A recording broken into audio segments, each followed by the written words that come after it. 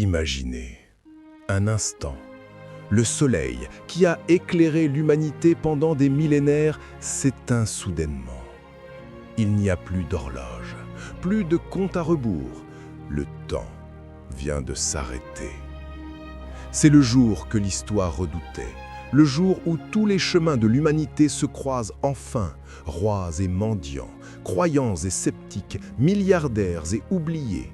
Tous se tiennent côte à côte. Aucun empire, aucune richesse, aucune armée ne peut empêcher cette rencontre. C'est le plus grand rassemblement de tous les temps, le jour où l'histoire s'effondre et où l'éternité commence. L'apôtre Jean a vu cette scène et il a tremblé. Il a écrit « Je vis un grand trône blanc et celui qui était assis dessus. Devant cette splendeur, la terre et le ciel s'enfuient. Écoutez-moi bien, ce n'est pas un tribunal humain. Il n'y a pas d'avocat ici. Pas de mensonge, pas de masque. Ici, devant le trône blanc, tout est nu. Celui qui était venu autrefois comme un agneau apparaît maintenant comme le juge souverain. Vous ne pourrez pas dire « je ne savais pas ». Chaque âme entendra l'écho de son propre nom. Tout ce qui était caché dans l'ombre est maintenant exposé à la lumière aveuglante de la vérité. Jésus l'avait prédit, il n'y a rien de caché qui ne doive être découvert. Le silence est total. Et alors, les livres s'ouvrent. Ces livres ne sont pas faits de papier, ils sont faits de mémoire éternelle. Regardez bien. Chaque pensée secrète que vous pensiez enterrer, chaque parole blessante que vous avez murmurée, mais aussi chaque acte de gentillesse que personne n'a vu, chaque larme versée dans la prière, tout est là, enregistré. L'Ecclésiaste nous a avertis, Dieu amènera toute œuvre en jugement. C'est terrifiant, n'est-ce pas? Mais il y a un autre livre, le livre de vie. Ce livre ne brille pas par nos œuvres, il brille par la miséricorde. Il ne contient pas les noms de ceux qui étaient parfaits, il contient les noms de ceux qui ont été pardonnés. Ceux qui ont compris que le salut n'est pas un trophée, mais un cadeau.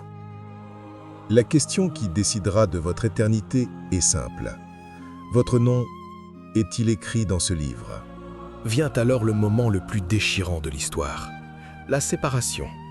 Comme un berger sépare les brebis des boucs. À droite, ceux qui ont aimé.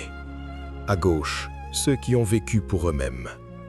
Le roi regardera ceux à sa droite et dira « Venez, vous qui êtes bénis de mon Père. » Mais aux autres, le verdict tombe comme le tonnerre.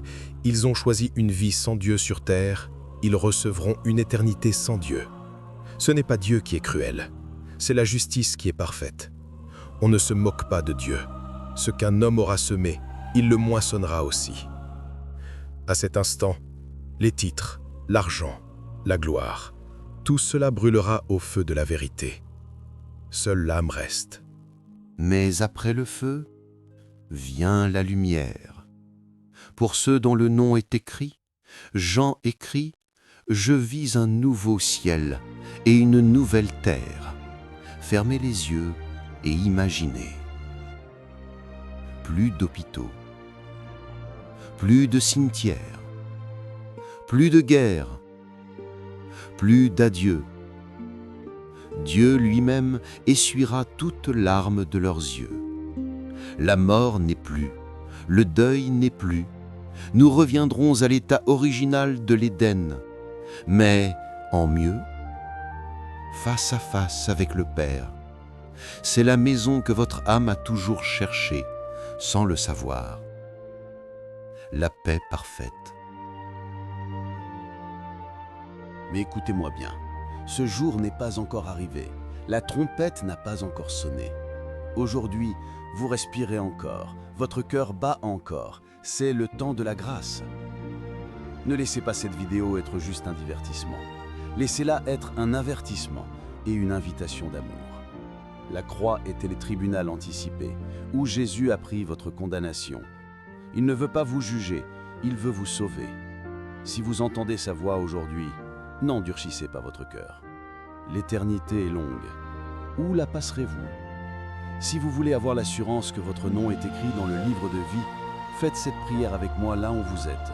Écrivez simplement en commentaire pour sceller votre décision « Seigneur Jésus, je veux être avec toi au jour de ton retour ». Je vous le dis, préparez-vous. Le roi arrive. Amen.